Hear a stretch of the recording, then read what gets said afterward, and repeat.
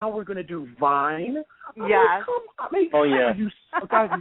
Like, how much more? This is the madness in the machine. How much more do you need? Like, I don't know.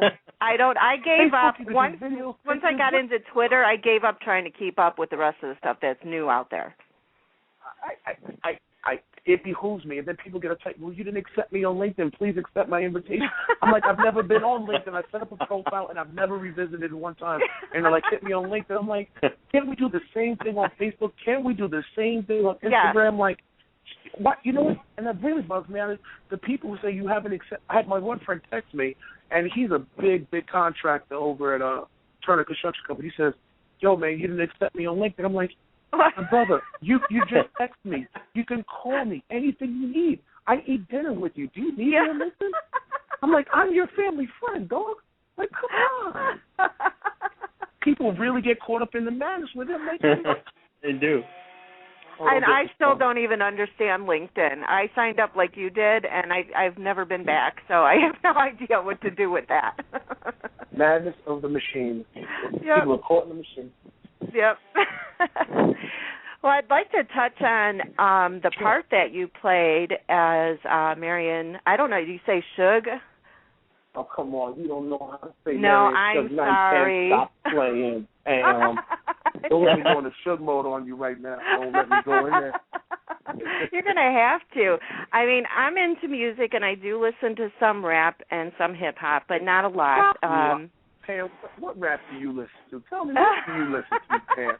Whatever my kids are playing. Come on, what rap do you listen to? Come on. Whatever my kids are playing.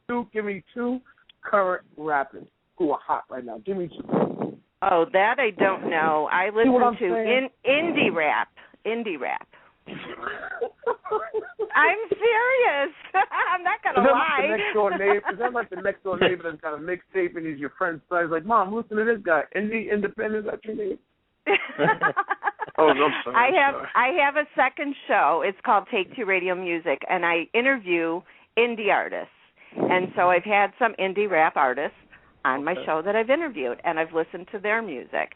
But other than that, I haven't really listened to a whole lot of it. I'm not going to lie. David, my co-host, is the one that's into rap music. I used to heavily back. I was younger, but I'm grown now. Yeah. Yeah. Like no more. I listen to Coldplay, Pearl Jam, Nirvana, Guns N' Roses. I feel you.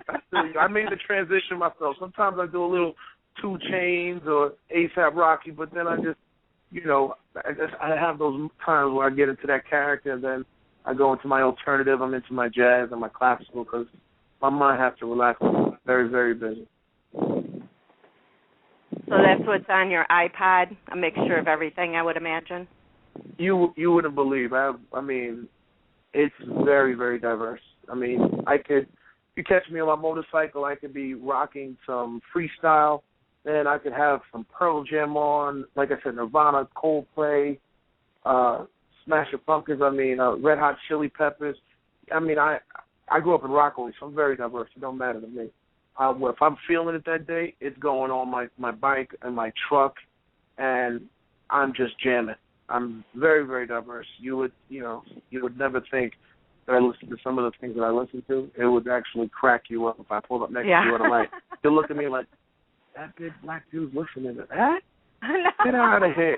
You should see when I pull up to certain neighborhoods and I'm rocking like some Guns N' Roses, like from November Rain or something crazy. They're like, what the hell? Coming from that car? Are you serious? You see the shock value that I get when I pull up on a motorcycle and I'm rocking the music. The people are beeping them to move. They just can't believe it. They're in shock. Yeah. And I don't look at it that way. I wouldn't be surprised. I mean, I think people have different tastes and different music and, can like anything from classical on up. So I would be okay with you rocking it out or doing a disco dance. That's cute. It's just good. I like that. That was funny. You're funny. You mentioned something about, you said Marion, what do you call it? Now you brought up Notorious. Yeah. How did you get that part? What did you do to research for his life? Oh boy, don't get me started on that one. I'll tell you real quick because that was, he was not the most beloved man in the entertainment business. He was actually one of the most feared. And what I thought that was another part that was actually meant for me, because he was a bodyguard at one time for Bobby Brown and a couple of other people. And he went from being a bodyguard to executive producer to having an enterprise worth $250 million with multi-platinum record artists like Snoop Dogg and Dr. Dre. And look at where these artists are now. I mean, they were part of Death Row Records. But unfortunately, there's a trivia or the, unproven facts saying that he was responsible for their deaths and vice versa, saying all these other people were involved with, Tupac's murder. So him being a very feared individual, because he went about things more in a gangster capacity as far as getting things done, saying, hey, you owe me some money. He's not the one to go get the lawyer. He's the one to show up at your door with 10 guys and just motion to you, you're going to pay us, right? And that's how he got the respect. And, he was loved and he was also feared. But unfortunately, things didn't work out for him because, people, things just sometimes don't work out for him. Right. But when I researched that character, it wasn't quite that hard for me because I knew a lot of people in the hip-hop game. And I called up some people. I found out the story between Tupac and Biggie Smalls. I knew a lot about the people that, as a CEO that Suge Knight was, I knew that he represented Tupac. He represented, what is his name, Dr. Dre, Snoop Dogg, all of these people. So I just basically fell into character saying, okay, I'm a boss now. And I smoke cigars, and he loves cigars as well. So actually, I just really started playing nothing but West Coast music for like a whole month, just really got into character and started intimidating, certain people. Even when I gained about 40 pounds, and I just was less googly and friendly like I really am, and I just started instilling fear in people. Even though I didn't mean to do it, I would just let go of that energy, like, don't mess with me. And you start to learn how to move people out of your way without even having to say, excuse me. Right. It was really, really amazing. And people said they thought I did a good job at it. I wish that there was more, because this was more of a story about Biggie Smalls than it was for Tupac. And but people said that they enjoyed the role, and I fit the character pretty well. And, I enjoyed the opportunity. I didn't know that it was going to be a success that it was, and that it would have reached so many households. So it was definitely a great opportunity to have my work seen in the form of, of a movie. Right. Did you learn anything about him that surprised you or would surprise us? Very charismatic. Very charismatic. He really knew how to communicate well, and looking at him, you would be afraid, but then when he would speak, he was such a nice guy, and like very, very pleasant, but then, and he reminded me of myself, like, if you piss me off, there's a whole other side that, no one knows exists, and, I keep that very hidden because I wouldn't have many friends if I let other people see that other side of me, and that side comes out like when I go to the gym, or when I used to, box and stuff, I would just turn it to something really, really scary. Or like when I arm wrestled, when I used to go into those crazy characters that were just Mike Tyson worthy, if you know what I mean. You had to become that. Yes. I would get into that state of mind, which is not the most pleasant place to be, but it was effective. But he's a very charismatic guy, and I think that a guy that used to be a bodyguard and a football player, and then ran a company that was worth $250 million. I mean, that's incredible. I mean, the guy obviously had a lot of good people around at one point, but then obviously, you have certain downfalls and certain influences and, wrong money management, you lose all that you created and you get too much into the street life. Unfortunately, he took quite a loss, but I still think the man is very smart, and he made some good decisions, but he made some bad ones as well. Well, we all do that. It's just up to us on whether we want to continue on that bad path or, get back into the good. Yeah. Well, another thing I found out, and I think is really cute, you went from one extreme to another. You went from that part to playing inmate Bubba on the Smurfs. Yeah, that was funny. I mean, that was funny, too, working with Hank Azaria. He's such a pleasant person to work with. very, very nice guy. And I auditioned for that, and it was comedy, basically what they did. They wanted facial expressions. I'm happy that I have, funny facial expressions. I guess people say that. And the director, Raj, he liked it, and I got the role for that, and that was a pretty big blockbuster. Definitely. It wasn't a big part, but it did some huge numbers, almost over $500 million. So, and that's worldwide, international. So, very, very happy for the Smurfs. And I wish I could have been a part of Smurfs too, but I guess Bubba didn't get let out of jail. Oh, maybe Smurfs 3. Yeah. Hey, you never know, man. You never know.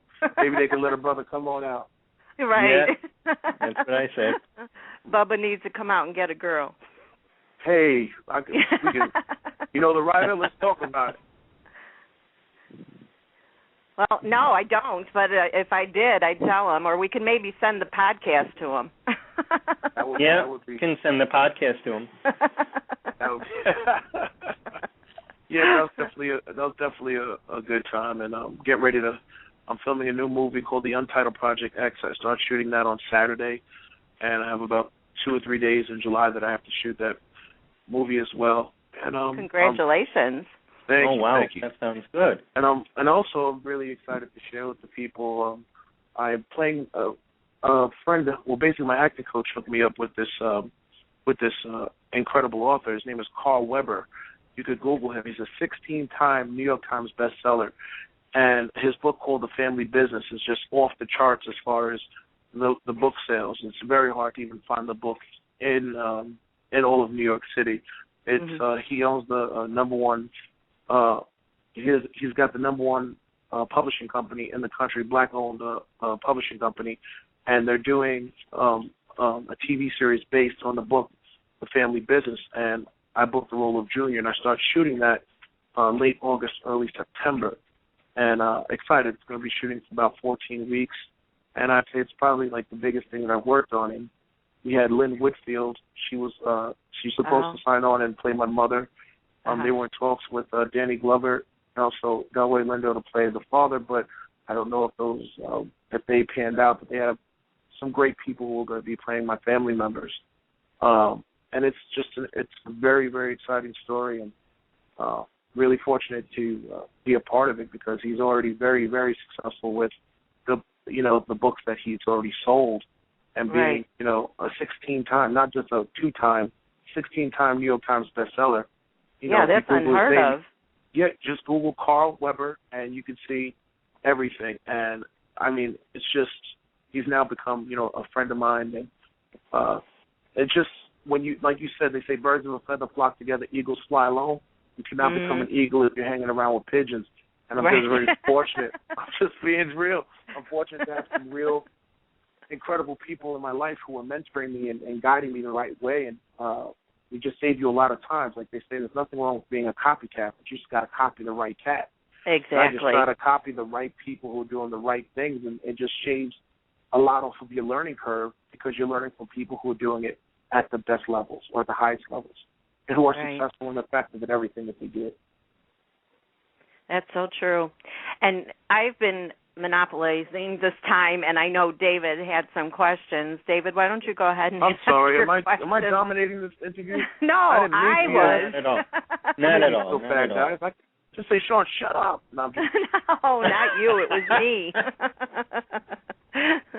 Go ahead and ask your questions, David. What's up, Dave? Okay. I have questions, Dave.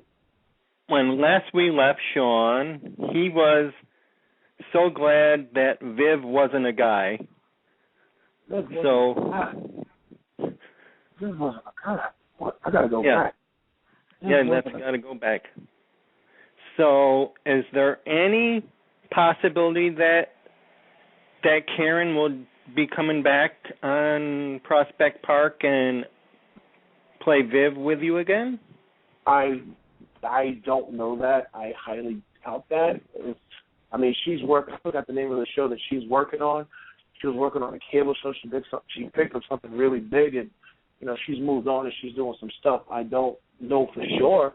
I haven't been in contact with her or haven't heard anything from Prospect Park or One Life mentioning her returning, but